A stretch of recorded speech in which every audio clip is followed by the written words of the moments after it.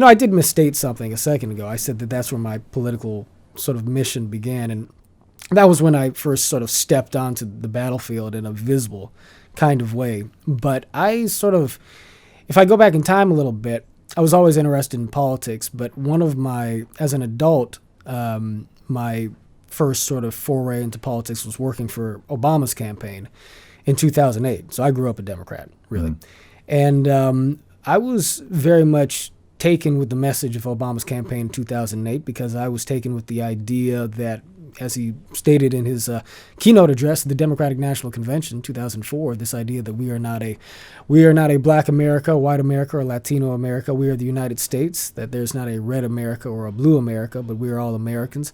I saw that perspective as essentially being in line with the ethos of Martin Luther King Jr. and this idea that in order for this nation to live up to its greater potential, we needed to sort of transcend judgment on the basis of race, and also King would have also agreed political party, and to return to a more fundamental way of assessing each other as human beings on the basis of our shared humanity.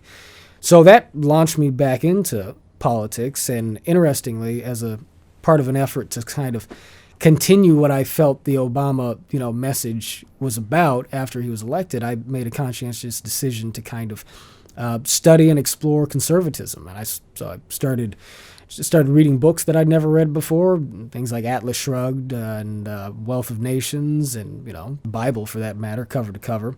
A little bit of a different subject because I was also in the midst of a religious conversion at the time, and kind of found that after a while, and I also started studying African American history from a more conservative point of view as well.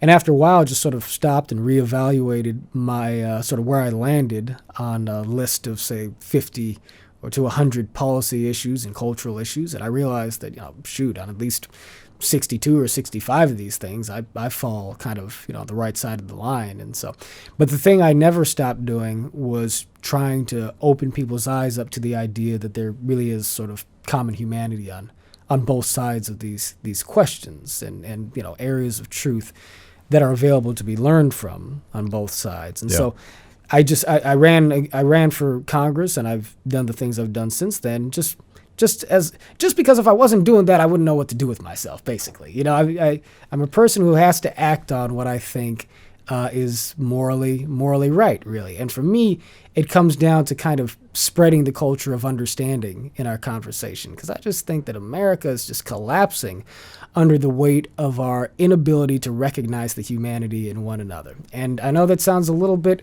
generic or cliche, but I don't think anything could be more real in this moment.